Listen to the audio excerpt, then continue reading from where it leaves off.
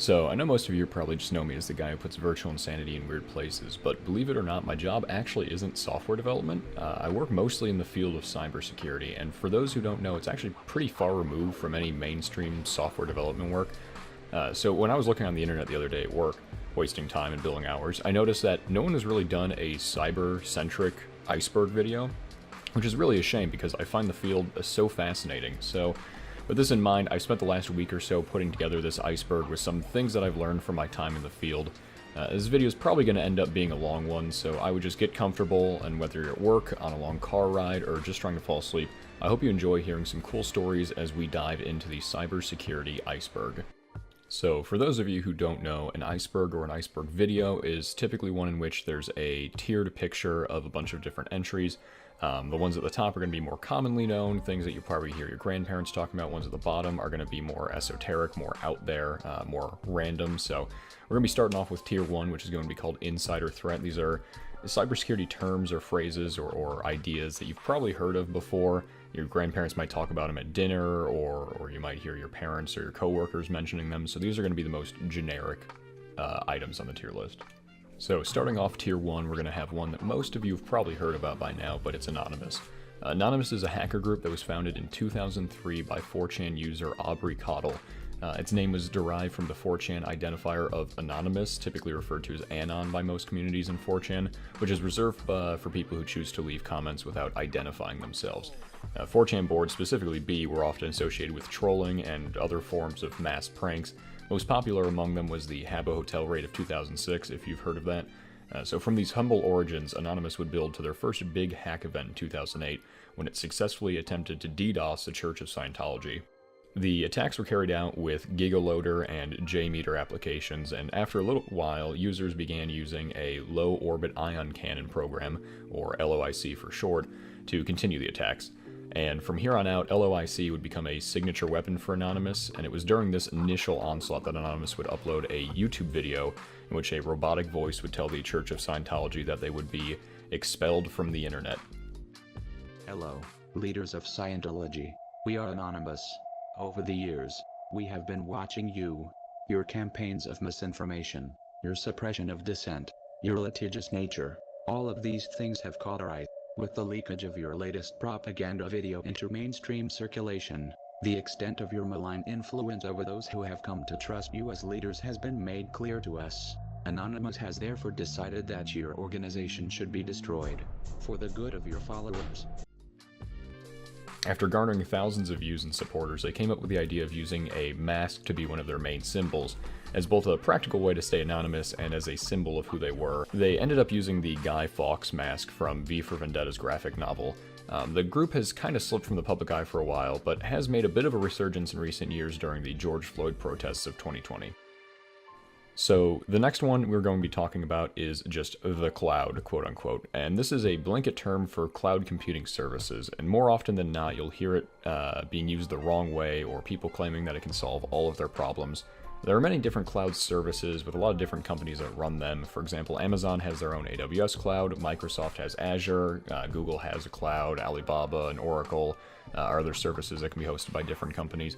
I'm only certified with AWS, so I can really only speak to those services, but using the cloud can help your business scale up IT infrastructure without needing to put a lot of capital down, but it's not really the fix-all solution of the future that a lot of people in this tier seem to think it is.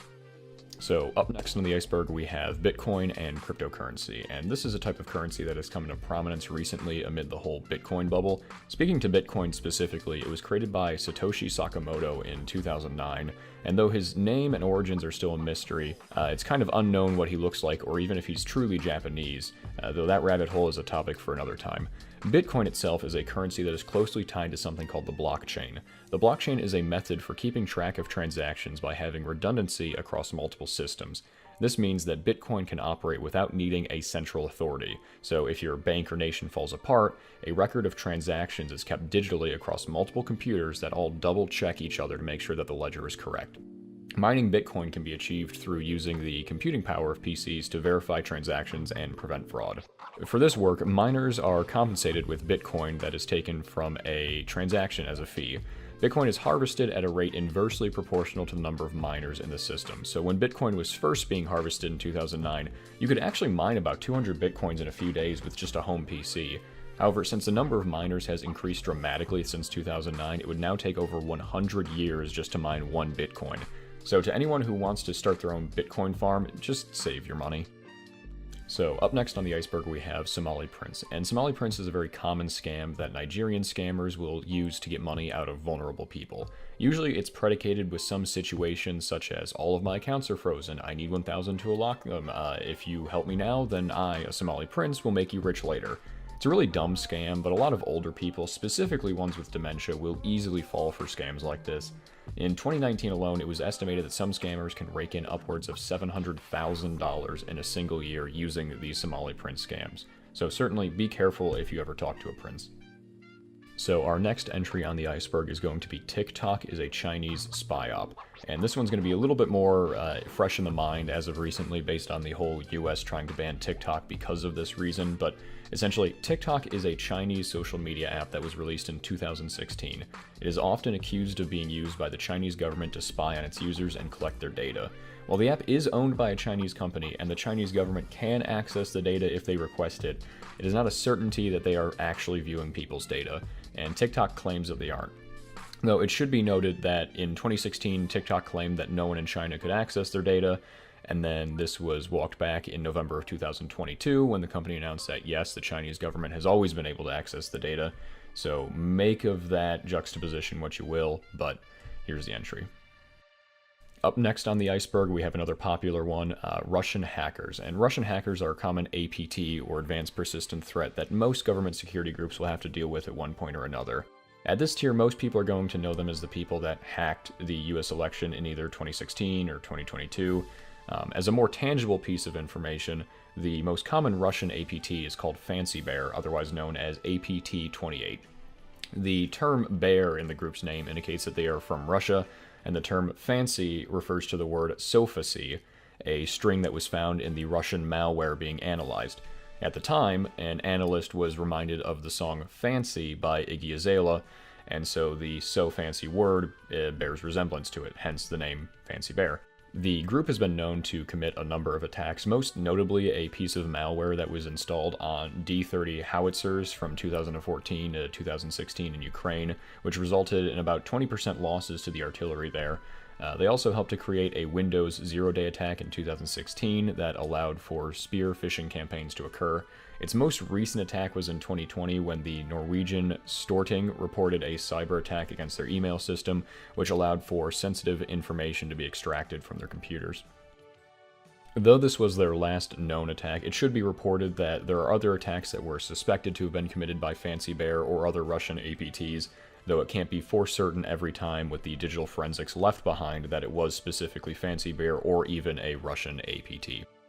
So up next we have Edward Snowden, and this is a big one we're going to be seeing a lot more later on, and he's kind of in a lot of the deeper findings in this, but Edward Snowden is a former CIA employee, NSA subcontractee at Dell, and also a former subcontractee at Booz Allen Hamilton. He is most commonly known for his series of disclosures that shine light on global surveillance programs won by the NSA and the Five Eyes Intelligence Alliance. The most notable disclosure had to do with the growth of the Patriot Act and its ability to acquire communications records and other business records from a service provider. The provision was released in 2013 when it was announced that the Obama administration was going to use the act to acquire American phone data in bulk. Snowden has since left the United States and is, as of 22, a Russian citizen. Moving on to the next item, we have Sony PlayStation 2011, which is a reference to a hack that was executed against Sony's PlayStation Network and Curiosity services. This attack led to the exposure of personally identifiable information, also known as PII, for over 77 million accounts. The servers were down for 23 days before being brought back online. On April 2nd, 2011, Anonymous, which was mentioned before in this tier list, claimed responsibility for the attack and released a video thereafter called A Day of Sony Protest.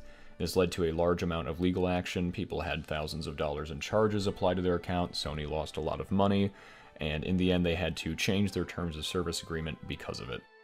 So moving on, up next we have CIA/NSA, and this has kind of already been mentioned in other entries, but as a whole, CIA and NSA have many cyber operations all over the world. A lot of people who typically only know things in this tier will assume that the CIA or NSA are watching them, stalking them with satellites, doing other nefarious things. We'll see more of them later, so I'll cover it there, but, just get a basic idea of what CIA and NSA is here. So up next we have the Alexa is listening quote-unquote entry, which is a semi-joking phrase relating to the idea that Alexa is always listening to your conversation and reporting your misdeeds to the government. Amazon has officially stated that in February of 2020 it does not disclose user information to the government unless required to do so to comply with a legally valid and binding order, quoted by Amazon. So no, they don't automatically report your data to the government, but they can. And yes, Alexa is always technically listening in that it has to be always listening for you to say Alexa before it can do anything else. Up next we have kind of a fun one. Video game hackers is the next entry on this iceberg, and it's an entry referring to third-party cheats that people can perform in games to give themselves an unfair advantage. As far as hackers go, this is probably the most common one people will run into. You have spin bots in TF2, hackers in Dead by Daylight, money hacks in GTA, etc. For the most part, these hackers fall into the category of script kiddies. They don't actually create the tools they're using, they just download them to give themselves a competitive advantage. Some games are better at dealing with hackers than others, but some games do have real issues with it. For example, Escape from Tarkov, there was a major video that was just published, I'll put the link in the top right if you want to watch it, essentially stating that nearly every game has at least one or two hackers in it. TF2 is another notable example that has been plagued with spinbot hackers for quite some time, and they really have no way of fixing it. So, kind of fun tier unless you're annoyed at playing these games and always dealing with hackers. Our next entry on the iceberg is going to be Apple pushes updates to make your phone worse. Now, this is an old theory that companies that sell phones like Google or Apple would push updates to your phone to intentionally make them worse. This was usually done or thought to have been done in the hopes that as you started to feel your phone age, you would be more likely to buy the new one. Though it was just a theory for a long time, in 2017, Apple actually admitted to slowing down older phones with new updates. However, the reason the phones would be slowed down is because the new iOS demanded more processing power than the older iOS versions, which could then degrade the battery and shorten its life. This controversy led Apple to create the performance management feature in iOS version 11.3, which does allow for the phone to throttle performance if the battery is taking a hit or degrading in any way. So yes, Apple is making your old phones worse sometimes, but not on purpose, if that makes you feel better. So up next on the iceberg we have Tier 2, and this tier has been dubbed as NetworkPlus/APlus. Now this is a pair of certifications that you can get from the CompTIA program, and is a entry-level pair of certs that you can get if you're looking to have a career in IT and or in cyber. And so these are going to be entries that are a little bit less commonly known, a little bit less popularly known, but still most people will probably have heard of them at some point or another. So let's get into it. So up first we have a really quick one that has been dubbed Windows, Linux, Mac OS. This is a reference to the three main types of operating systems that most personal computers will be running.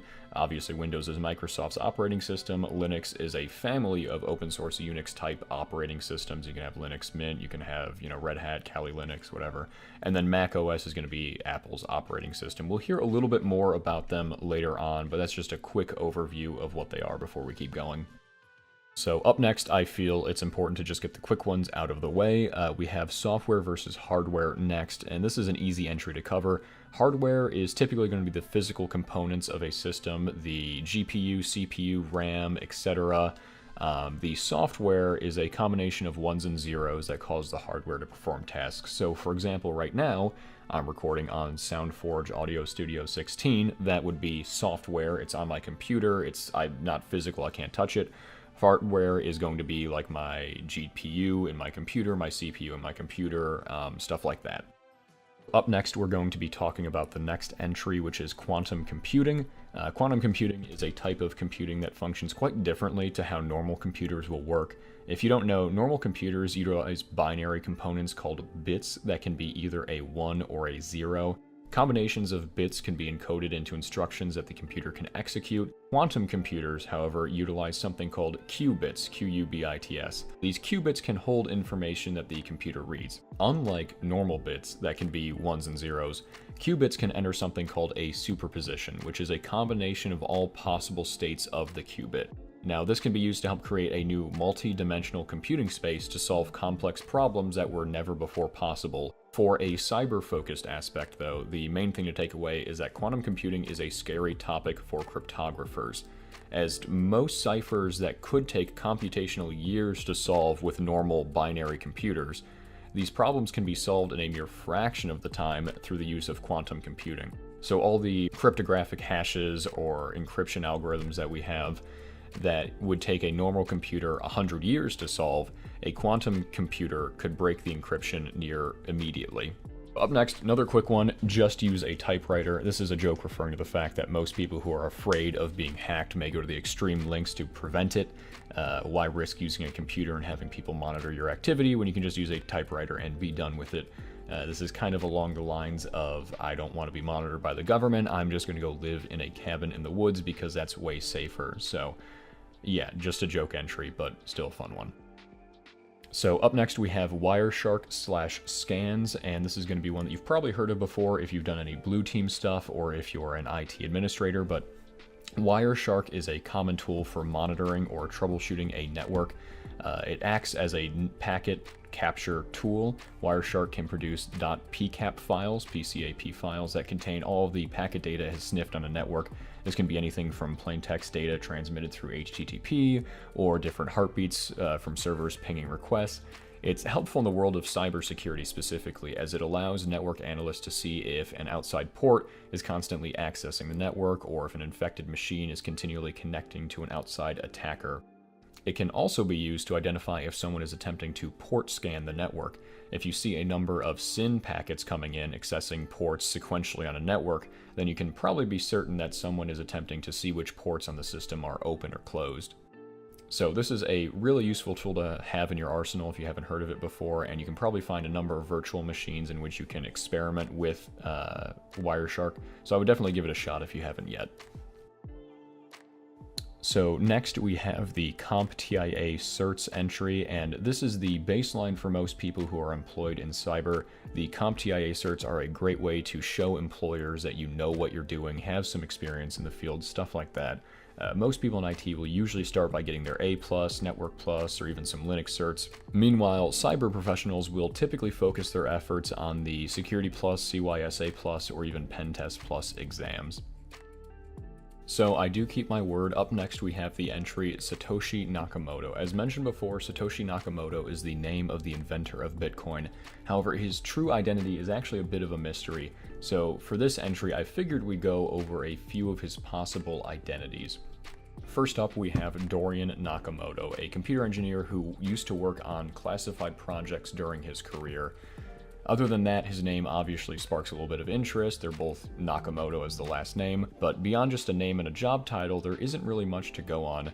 Both he and the true Satoshi Nakamoto have denied this theory multiple times, so really they only have his work as a computer engineer and the fact that he helped to create Bitcoin. That's about it.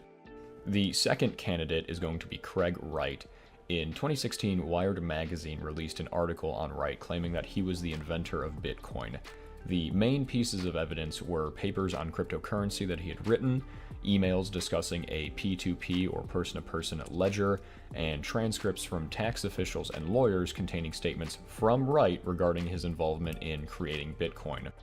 The main con for Wright being the creator is the fact that the documents were all proven to have been backdated, meaning that they actually weren't genuine. So the final person I want to discuss is Hal Finney. Finney was a computer scientist and cryptology expert. He was the first person to have ever received a Bitcoin, which was actually sent from Satoshi Nakamoto himself. He was also a neighbor to Dorian Nakamoto, which aroused some suspicion when this was brought to light. Furthermore, writing experts were actually assessing the writing style between the true Nakamoto and Finney and found that the writing styles were both very similar.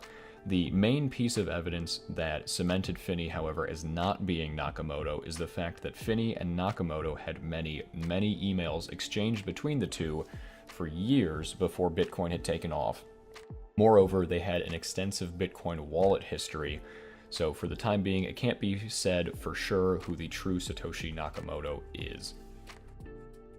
Up next, this is going to be a bit of a quick one. I'm sure most of you have probably heard of it before, but WikiLeaks is a non-profit organization founded in 2006 by Julian Assange and has been responsible for the leaking of many classified or confidential documents. It's been known to release documents relating to Hillary Clinton's 2016 presidential campaign, the Patriot Act, and many other files leaked from the NSA and CIA. Whether you think of them as good or bad is totally up to your interpretation. They have won a number of awards since their founding, but they've also been condemned for exposing state secrets and other sensitive information, so make of them what you will. So up next we have the phrase "in Minecraft." So "in Minecraft" is a joke phrase that many people will add to suspicious phrases in an attempt to bypass being put on a government watch list. Usually it's in the form of how to make napalm in Minecraft or how to hide a body in Minecraft. It was conceived on 4chan, as is par for the course with this Iceberg. It was originally used in the context, "this makes me want to turn hatred into a LARP" in Minecraft, of course. In March of 2023, 4chan user Richard Golden was arrested due to threats he made against a Florida sheriff, Mike Chitwood. The phrase "just shoot Chitwood in the head and murder him" in Minecraft. From here, 4chan users now know that the phrase "in Minecraft" is probably no longer a valid legal defense, though it is certainly funny every time I see it on the internet. Up next we have C++, Java, and Python. This is going to be a pretty short one as well, but these are some of the most common programming languages that people will learn. C++ is a great tool for software development, especially when speed is important. Java is a great language to replace with C#, and Python is a great language for creating scripts. In the world of cyber, Python is a fantastic script to learn. It can automate a lot of processes or a lot of attacks that you're trying to perform if you're doing pen testing or a lot of analysis on PCAP files. So if you're looking to get into cyber, I would certainly recommend starting with Python out of the three of these options, as it's great to learn and can help automate a lot of stuff. So up next we have an entry called Locky. Locky is a type of file often associated with ransomware attacks. When an attacker gains access to a computer or network of computers, they can encrypt all the files on the network, turning them from, say, a .txt, .pdf, .png file, and instead turning everything into a .locky file.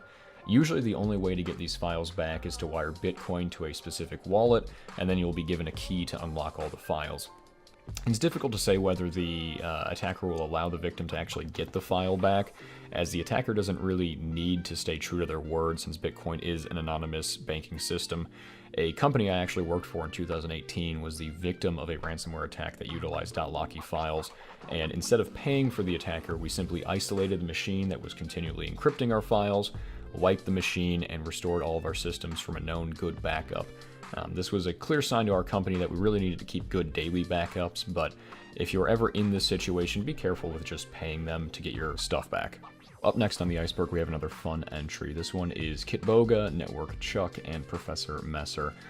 These are three very well-known YouTubers for getting people interested in cybersecurity. Kitboga does hilarious videos relating to wasting scammers' time.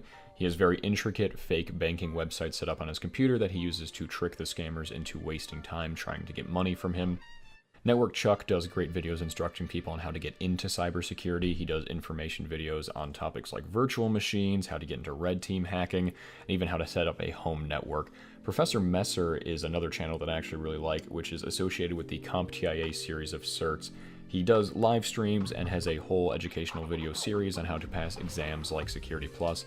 And actually, when I did pass SecurityPlus a while back, he was my main resource for studying, mainly because I was a broke college kid at the time and didn't really want to pay an arm and a leg for some of the more expensive studying resources. So if you're ever looking at a CompTIA cert, definitely check out Professor Messer and see if he has anything that can help you. So up next we have another three-tiered one, which is going to be Trojan Horse, Rootkit, and Spyware, and this entry refers to different types of viruses that computers can typically become infected with. Trojan horses are based off the Greek legend, and they're pieces of software that appear to be something you want to download, but actually have malicious intent stored in them. This could be a video game you want to pirate that is actually a keylogger inside, or a song that you want that will actually run a script to break your computer, so they're pretty dangerous stuff. Rootkits are the second one in this entry, and those are viruses that will attempt to give an attacker access to an area of the computer that is typically not allowed for a normal user, such as the root, hence the name. Spyware is another common one and is just a catch-all term for malware that monitors what the user is doing. This could be watching your laptop camera, or logging all the keys that you press, or even what websites you go to and when. So these are 3 common ones that you'll definitely want to keep an eye out for.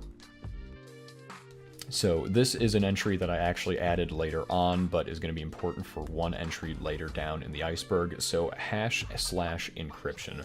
This entry is referring to 2 different ways to obfuscate or hide data. Hashes are a one-way conversion in which a string of text or a file gets converted into a constant length string. Once data is hashed, there's typically no way to convert it back into a human-readable form. Examples of hashes include the MD5 hash, which can turn a file into a single 128-bit value. Hashes are often used to check the integrity of files after a transfer. For example, if you have a file called data.txt that you want to move from PC1 to PC2, you could first take the file on PC1, run it through the MD5 hash to get that 128-bit value. From here, you transfer the file as normal from PC1 to PC2. After the file is on PC2, you would run the MD5 hash function again. If the 2 hashes that were generated are the same, then you can rest assured that the file transferred properly. If they aren't the same, then you know that something went wrong and data may be missing or corrupted from the file on PC2. So on the second half of this entry, encryption is the ability to take text in one form, transform it into another unreadable form, and then through the use of a decryption key, return the data back into a human-readable form. There are many ways to do this. Most often is through asymmetric encryption, in which the sender and recipient of data both have a private and a public key. The public key can be used to encrypt an outbound message from a sender, and only the private key of the recipient can be used to decrypt that message. And this is actually what HTTPS uses when you're exchanging information with a web server like Amazon that you may be connecting to. So script kiddies is a type of cyber threat that cyber teams may come into contact with. They are identified by their very limited knowledge of hacking and usually just download pre-made scripts in an attempt to attack a system. They usually don't have a lot of resources or time and are often just trying to flex their knowledge in front of friends or family. The things that they're doing are probably still illegal if they're attacking a real server, but they're not very good at it. Typically not like a fancy bear coming to raid your database. So up next, the final entry in this tier of the iceberg is going to be Cicada 3301, and this is probably one you've heard of before if you've seen any conspiracy theory or deep dive icebergs, but Cicada 3301 is a series of puzzles that were posted to 4chan starting in 2012. The purpose of the puzzles was to find out and recruit highly intelligent individuals, but it's unclear if this is the true intent or if anyone was ever actually found for this purpose. The puzzles revolved around data security and cryptography, with the main way of solving some of the puzzles being steganography, which is the hiding of information within another message or object. One of the few people who actually had contact with the group creating these puzzles was a man called Marcus Wanner. After solving the puzzle, the group would ask him about his opinion on things like online privacy, freedom and censorship, stuff like that. If your ideals aligned with the group, he said, then you would be given another task to complete. Wanner never did finish this second task, and it is unknown whether their goal was accomplished, or even what it was in the first place. So up next we have Tier 3, which is going to be SecurityPlus. This is going to be a little bit more in-depth than the previous tiers, obviously, as we're deeper on the iceberg, but it'll still have some common things that you probably have heard of before if you've dealt with cybersecurity in any capacity. The first entry on this third tier is going to be SCADA/ICS systems, and this is a common pairing of terms relating to physical control monitoring systems. ICS stands for Industrial Control Systems and is a system often managed by a SCADA system. SCADA stands for Supervisory Control and Data Acquisition and is a system that provides a UI for operators to monitor a system's health state and view any alarms that may be active. And SCADA systems are often used for oil and gas facilities, stoplights, factory automation. Other large physical systems that require automation are typically going to be SCADA. In recent years, the focus of cyber in the realm of SCADA systems has become much greater since new vulnerabilities are being found. For example, in 2015, SCADA software ProClima which is used to regulate thermal systems in an environment, was found to have vulnerabilities that could result in malicious code being executed by the system. One of the most well-known vulnerabilities was that of Stuxnet in 2010, but I'll definitely be going into more information on this virus a little bit later on in a deeper tier, so we'll get to that in a minute. If possible, these systems are often best kept air-gapped from the rest of operations, as any system failures could lead to catastrophic results, as will be seen with Stuxnet in a little bit. So up next we have Christmas Tree Exec, which is the first widely distributed computer worm that was able to disrupt the operations of several computer networks in December of 1987.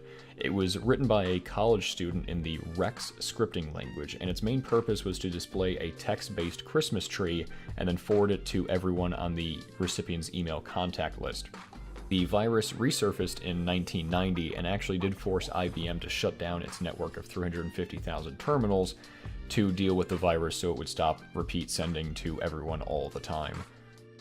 So up next we have cryptology/ciphers, and this is a rather vague entry and rather just refers to the many different ciphers you'll come into contact with while working in cybersecurity. For two famous ones, the Caesar cipher and substitution cipher are some of the first you'll learn if you're getting into cybersecurity. The Caesar cipher is a rotation of letters in the English alphabet in which the encoded message is rotationally different than the decoded message. I'll show examples on the screen right now, I'm just recording it. This is a note to myself. You will see examples on the screen, I hope.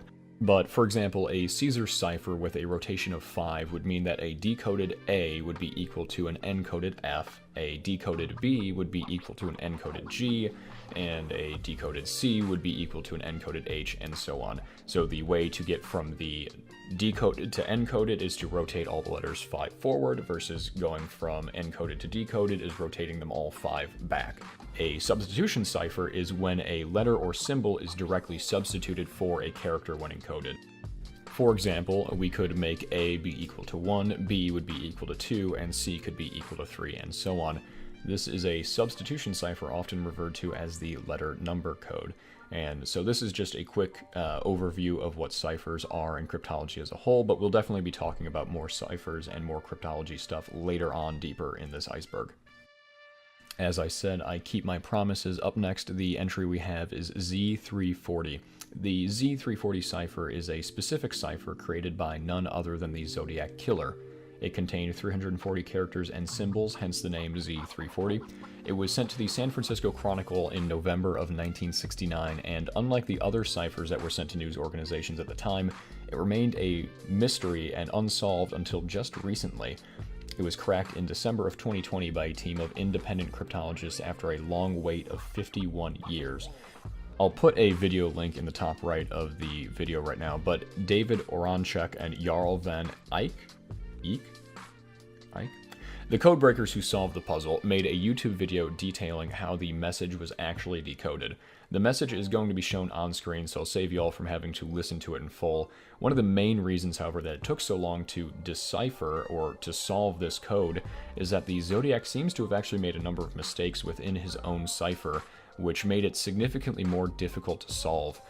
In addition to the 340 cipher, the Zodiac also left one more message that is yet to be deciphered.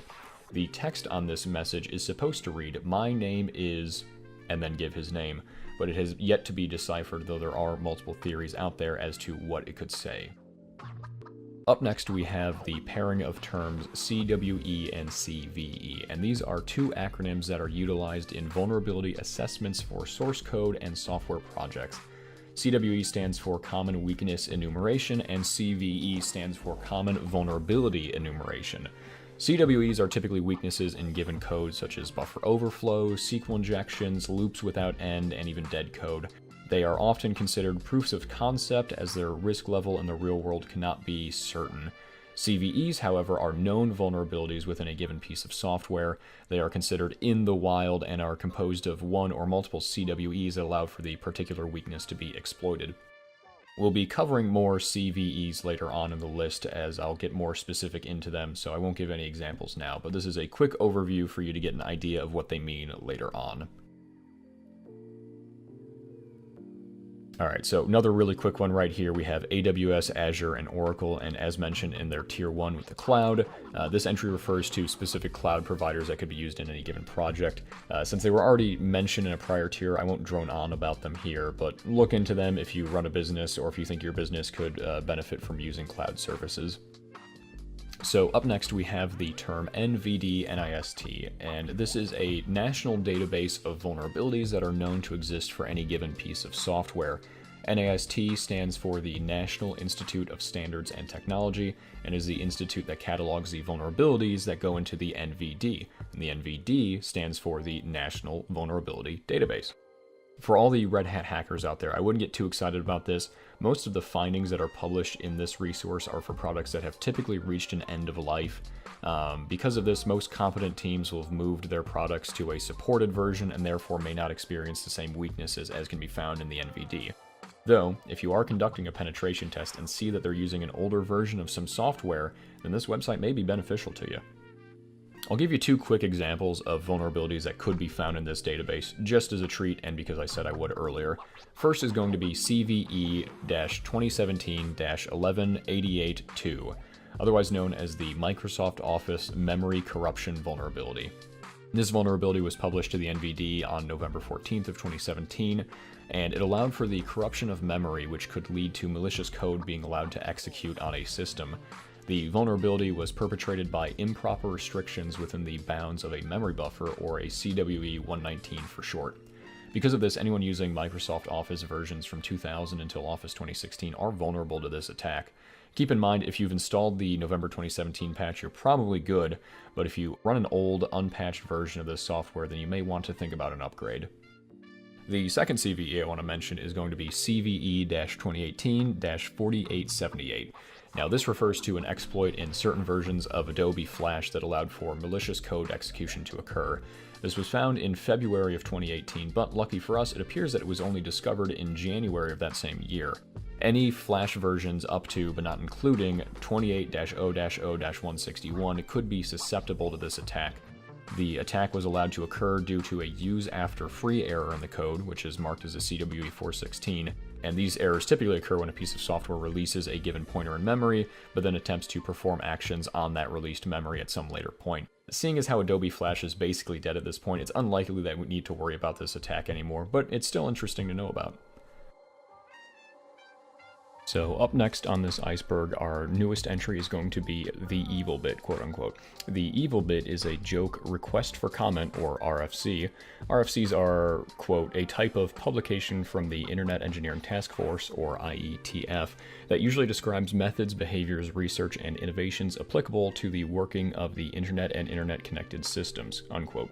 The evil bit is designated as RFC 3514 and describes a new packet filter method in which all IPv4 headers will have an additional extra bit at the start of the header. If this bit is 0, then the packet is not evil. However, if the bit is 1, then it is known to be evil and used for nefarious purposes. Additional indicators were proposed in this RFC, such as a 128-bit strength indicator, which could allow an attacker to define how evil the packet is within the IPv4 header.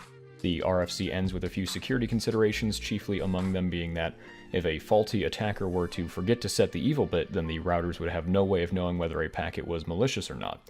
Similarly, if a faulty user were to accidentally have the evil bit set to 1, then a denial of service may occur, as the firewall would assume that the genuine user was acting evil. I believe this proposition could work, but it would require training for all network attackers that could help them to set their evil bit to 1 before propagating an attack. Surely one day we can implement this level of security, but until then I believe we have to rely on less sophisticated methods of network protection. So up next we have the MITRE ATT&CK entry, and the MITRE ATT&CK framework is a repository full of known adversary tactics and techniques that attackers will attempt to use when attacking your systems. It is updated and created through observations of real-world attacks and consists of 14 categories that encompass any objectives an adversary may have with a given attack. The attack guideline was created in 2013 by the MITRE Corporation and is a great resource for anyone in the field of cyber. Since it isn't mentioned on the iceberg but is still relevant to this entry, I want to note that the MITRE ATT&CK framework is actually an alternative to Lockheed Martin's cyber kill chain that was developed 2 years prior in 2011. As opposed to the attack framework's 14 categories, the cyber kill chain focuses on 7 steps of an attack, which range from reconnaissance, weaponization, exploitation, and C2, which is also known as command and control. So something to definitely keep in mind if you're looking to get into cybersecurity or if you're already in the field. So up next we have another pairing of entries. We have Metasploit and Nmap, and these are two very common tools used by penetration testers. They also encompass a large portion of the CompTIA pen test exam, so familiarity with them is going to be crucial to anyone's cyber career. Metasploit is an exploitation tool that allows penetration testers to easily set up and execute vulnerabilities against a system. With Metasploit, attackers will typically first check to see if a vulnerability could occur in a given system, and then after confirming that the exploit may occur, attackers will be instructed to configure a custom payload for the attack. Once the payload is set, the attack can be executed, and the attackers get to watch the virtual sparks fly. It should be noted here that Metasploit is a pre-installed component of the Kali Linux operating system, so if you're looking to get into cybersecurity or play around with some of the tools, Kali Linux is a great operating system to use.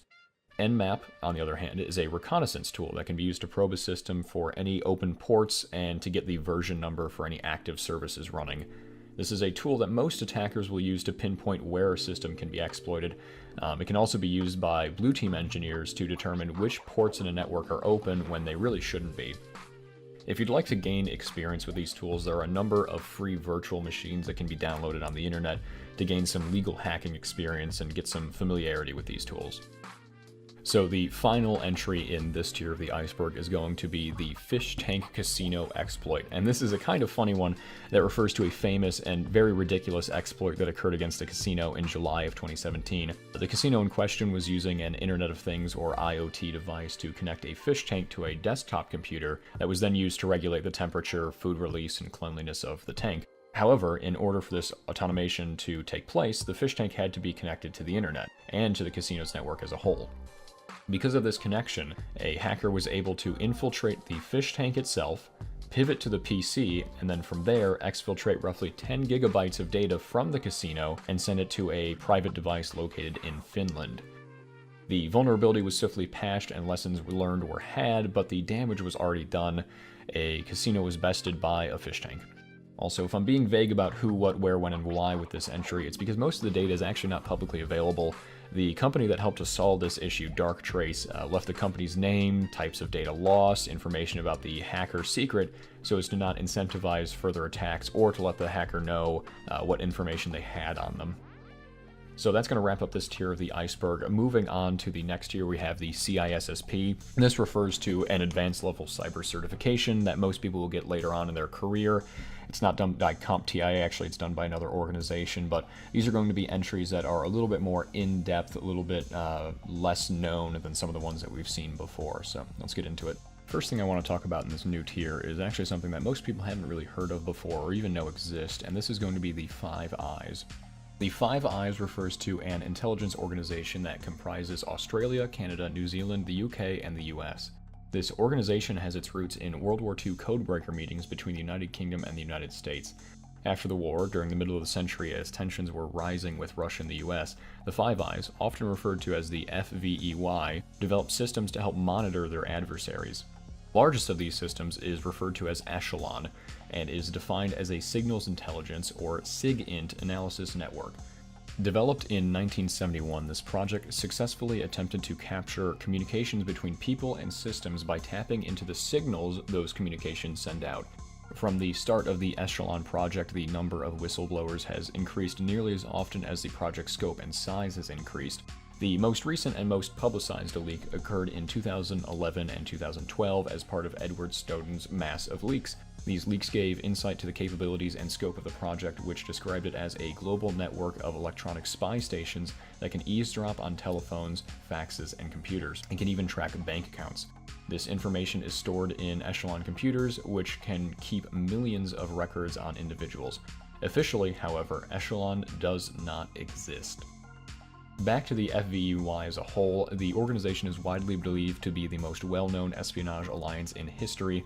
Due to this fame, or rather infamy, the organization has been part of a number of controversies, chief among them being the fact that the members of the alliance have agreed to not spy on each other's governments, but they still knowingly spy on the other citizens' nations, often at the request of their own government. Though described by Edward Snowden as a supranational intelligence organization that doesn't answer to the laws of its own countries, it should be noted that the FEEY has only ever once broken laws, and that occurred in Canada over a decade ago.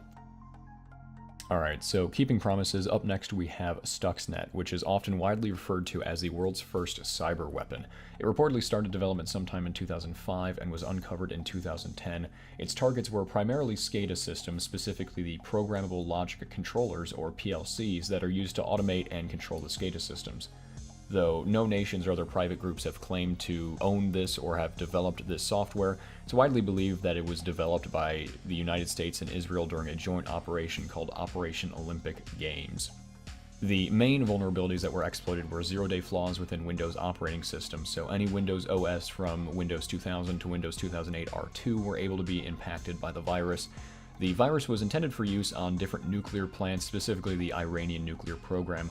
Once a Windows OS was infected with a virus, it would search for Siemens Step 7 software, and from here it would collect data from the industrial system and cause the fast-spinning centrifuges in the facility to spin so rapidly that they would tear themselves apart. All in all, the virus infected over 200,000 computers and caused 1,000 machines to physically degrade. Now, let's get into the even cooler part about this entry. Let's talk about how the worm got into the system in the first place. The systems that were used in Iran were actually not connected to the internet, which is called air-gapped in the cyber world. This means that in order for the worm to actually reach the air-gapped system, a USB hard drive had to be inserted into the machine itself. In 2019, it was disclosed that an Iranian spy who worked for the Dutch intelligence agency, at the request of both the US and Israel, infiltrated the Nantes facility in Iran to insert the Stuxnet worm into the desired machines. The scary thing about this USB transfer, however, is that the USB may not have been only in the hands of US-backed operatives. Due to this, Stuxnet is no longer just a weapon for the US or Israel to use offensively. If Stuxnet were ever to be used on a nuclear facility owned by Russia, China, the US, or any other large nuclear power, it could be seen as an act of war and likely lead to nuclear winter. So that's a good thing to keep in mind late at night. Up next, we have kind of a funny one. This is called Ricky Bobby 4.x. Ricky Bobby is a piece of malware that was developed by the CIA's Operations Support Branch with the goal of attacking Microsoft Windows OS and Windows servers. This virus allowed for attackers to move files to and from the victim's system, as well as execute commands and run programs while remaining undetected by the victim's system. The malware uses several .NET DLLs, or dynamic link libraries, to execute functions through PowerShell. It also uses a listening post to task the malware to execute certain instructions. The listening post is referred to as cal and is coded in Python and Cython. I suppose it's only natural that Ricky Bobby 4.x's partner is called Cal. Be careful out there if you're using Windows OS. You don't want Ricky Bobby shaking and baking on your PC. So up next we have BlackBerry QNX Automotive Software and the Jeep Cherokee 2015. But don't worry guys, in 2017 there was a whole fiasco about BlackBerry's vehicle control system being able to be hacked and controlled by the CIA. There was something about WikiLeaks publishing documents that said the CIA is experimenting with controlling aspects of cars using the QNX software. Again, don't worry though, BlackBerry examined BlackBerry software and said that QNX is completely safe. Wait, what is this? Software is never 100% safe? I doubt that. There's no way BlackBerry would lie about the safety of its own software, right? Oh wait, they did? For 4 years? It was announced that BlackBerry in 2021 said that the QNX software contains a vulnerability that would allow hackers to cripple the devices that run it. Oh, they totally hid that a bug called Bad Alec wasn't affecting their products from the general populace, and then admitted that they intended to not go public with the fact that it indeed was an issue. Anyways, I'm sure no self-driving cars are going to be impacted by any of these issues in the future. Alright, so up next we have Weeping Angel, and Weeping Angel is software developed jointly by the CIA and MI5 for the F series of Samsung televisions, which allows for the recording and transmission of audio from the TV's built-in microphones. Since remote executable uploading is difficult to achieve on a TV, the software must first be configured on a Linux environment and then passed to the TV through removable media, such as a USB stick. By uploading the virus, not only can an attacker listen to what the TV hears, but can also place the TV in a fake off mode, which allows for the audio to be collected while appearing dormant.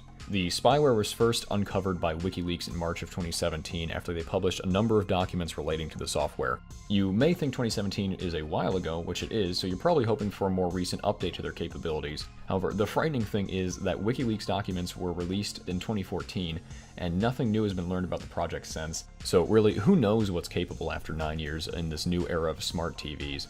I fear the known knowns, but it's the unknown unknowns that make me concerned. We don't know what we don't know about this project. So up next on this iceberg, we have the Turing test. And the Turing test is a test, or rather a method of inquiry in the field of AI that helps to determine whether or not a computer is capable of thinking or acting like a human being. The test was developed by Alan Turing in 1950, in which he proposed that a human onlooker would observe a conversation between a human and AI pair.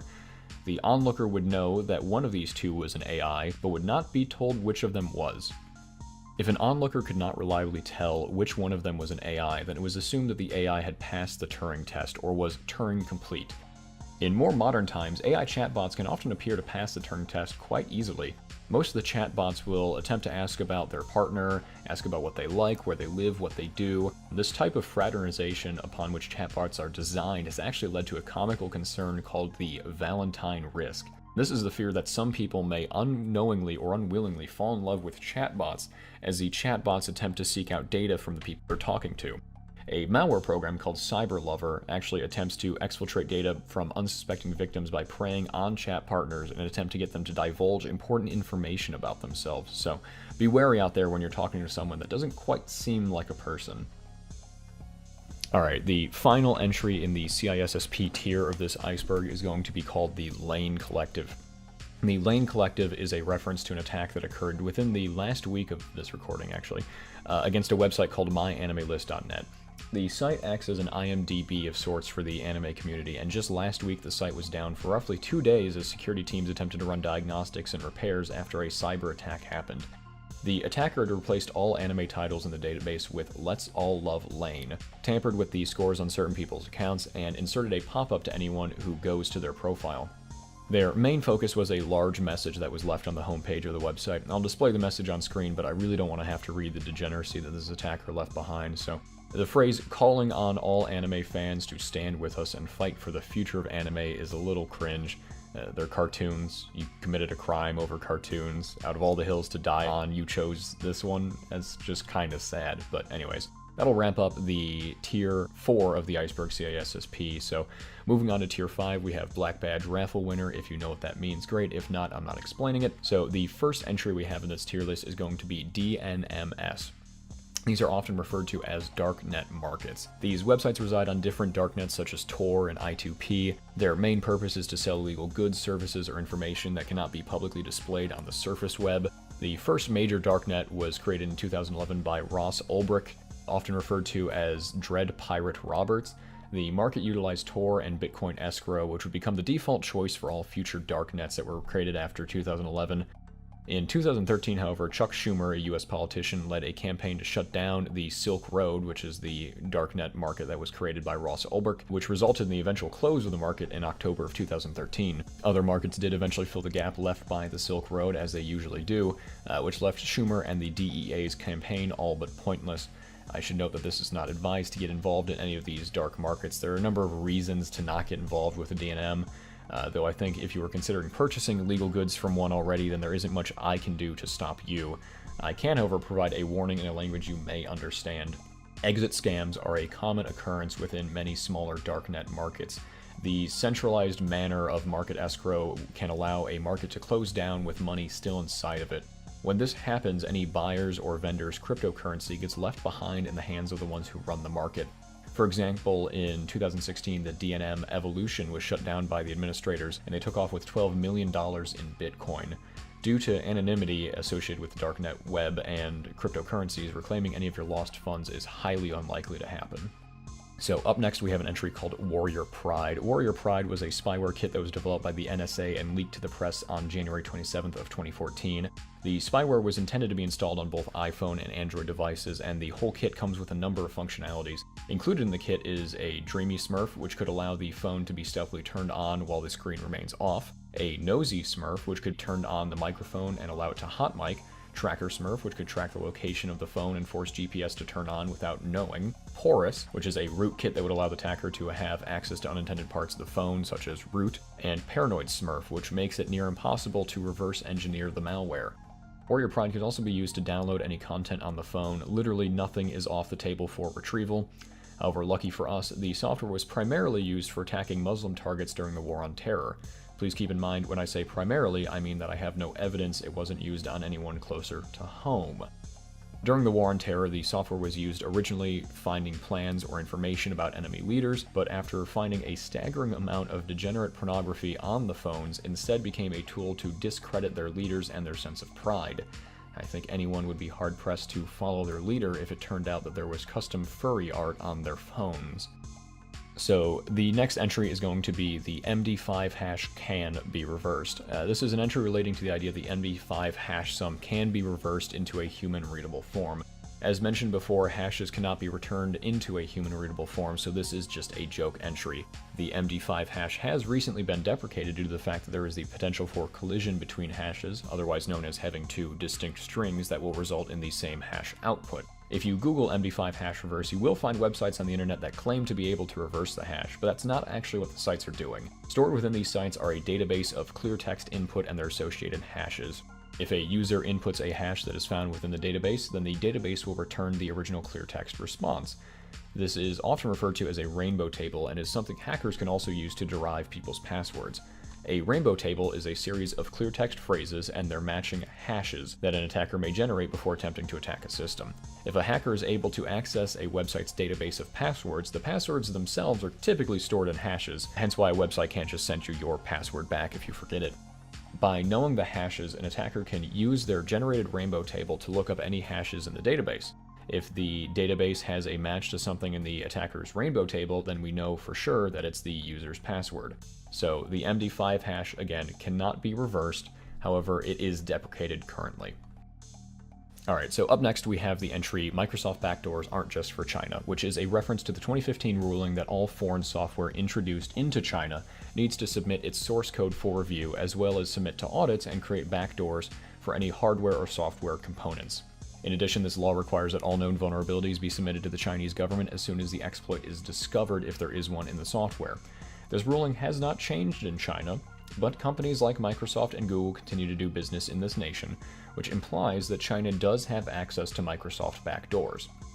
Furthermore, in 2022, Microsoft actually accused China of utilizing this insider information to help state-backed hacker organizations develop zero-day exploits.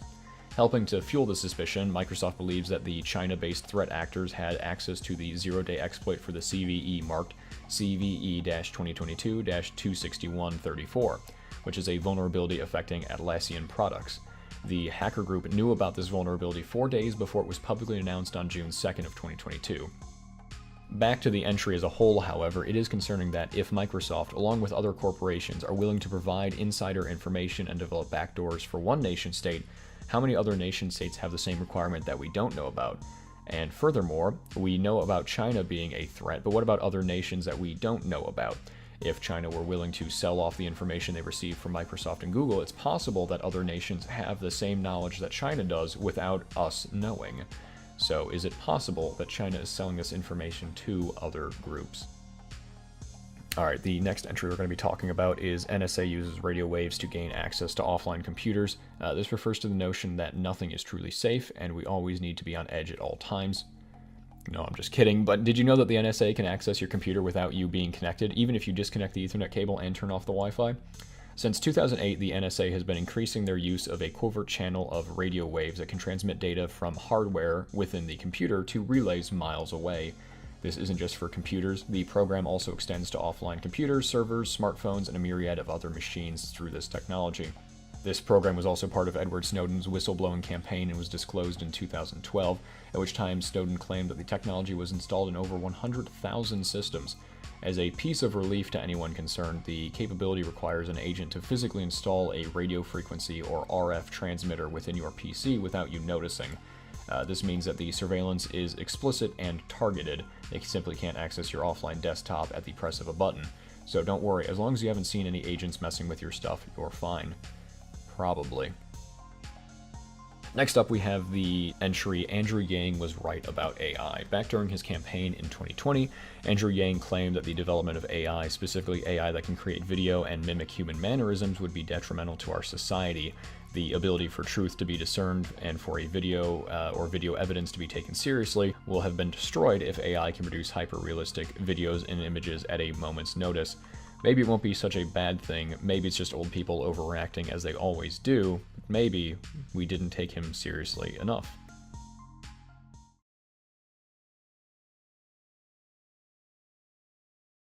Okay, I'm not, you know what, I'm not qualified on that score, I will say. I thought his girlfriend was kind of yummy. Just kidding, in case this is being pulled off the bird. Yeah, the bird. Hey, media matters for America. Go fuck yourself. That's the first thing I want to say tonight. Second thing is, totally kidding, I don't even know what his girlfriend looks like. And if I did, I would not find her yummy. Alright, the next entry on this tier list is quote-unquote, they can hack typewriters.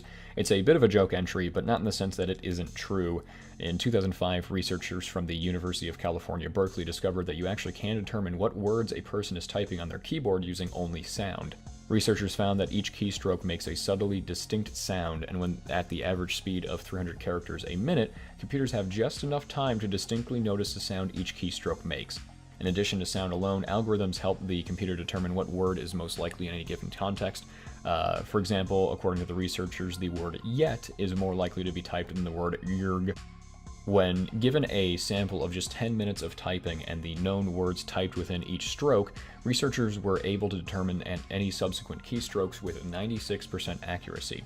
Even on the first run of the statistical learning theory algorithm, researchers claimed that the program had a 60% accuracy rate in determining the keys pressed.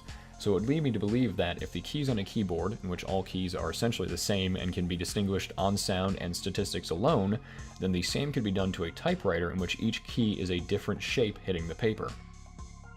Alright, so up next we have the empty internet theory entry on this iceberg, and this is a theory that has begun to take hold kind of recently, which claims that the internet now, mostly or almost entirely, consists of bot activity, thus leaving humanity as a marginalized group on the internet. The theory claims that the internet died in 2016 or 2017, and what we're living in now is the corpse of something that can no longer be called living. Though it's just a theory, it seems to have some merit to it. For example, not many people outside the field know, but there are constantly bots crawling almost every web page on the internet all the time. Most websites will actually have a file called robots.txt, which can direct the robots to what URLs they can use and which ones they can't. So how much time do you spend on the internet every day? How much time do you and your friends and family spend on the internet? Is it more time than thousands and thousands of robots all built with the sole intention of searching URLs every minute of every hour of every day? Do they ever seem to be more prevalent than real people on the internet? How can you determine what a real human is anymore? Can you pass the Turing test? So up next in this tier we have the entry IPOAC, and IPOAC is an acronym that stands for Internet Protocol over Avian Carriers. It was a joke RFC proposed to carry IP traffic by using pigeons as the transfer medium. It was described in a request for comment, specifically RFC 1149, and released on April 1st, 1990 by D. Weitzman. It was successfully implemented once under the name CPIP, which stands for Carrier Pigeon Protocol.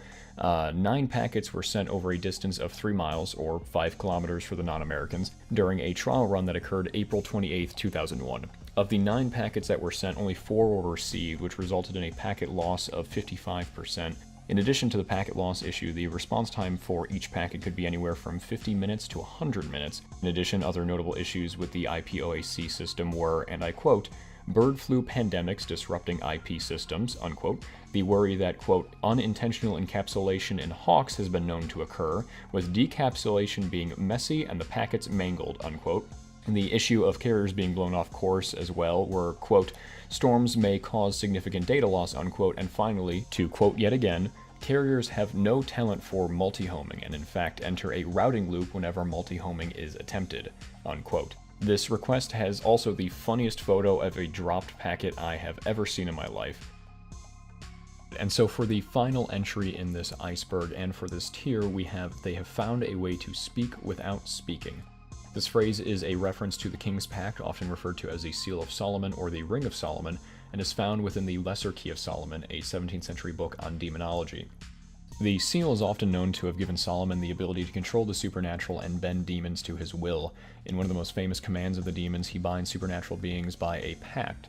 The creatures may not show themselves to us, they may not speak to us or look at us, they must not reveal themselves in any way unless commanded by humanity. This is where the original tale of the genie and the lamp comes from. So back into the original intention of this entry, the saying is referring to the ability for demons or other spiritual creatures to finally interact with humans without breaking Solomon's pact. Through the use of the internet, they may finally speak to us without speaking, they may show themselves to us without showing, and they may see us without seeing.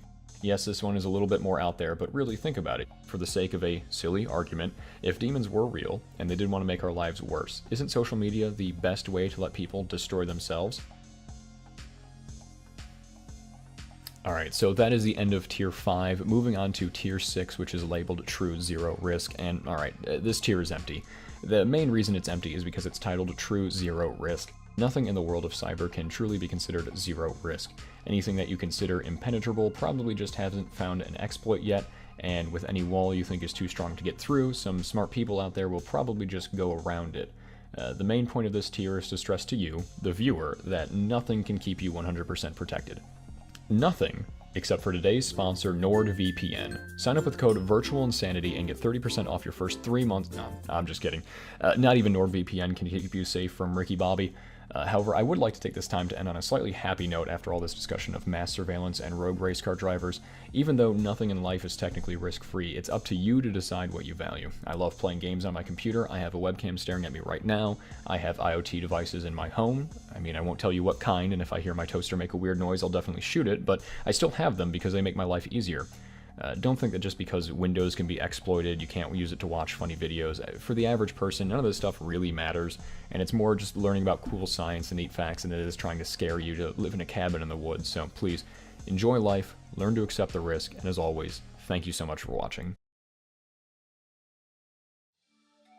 Alright, just a quick note as the outro card is playing here, but if there's anything you wanted me to cover but I didn't, or something that I did cover that you'd like to learn more about, feel free to leave it in the comments below. If I get enough new entries, I may make a follow-up chart containing some of the things that I learned from you all. Anyways, I finished the script, but I really had no idea where to throw this disclaimer in, so I'm chucking it just in the end. Hopefully it's not super jarring and people actually listen to it. Alright, thanks, bye.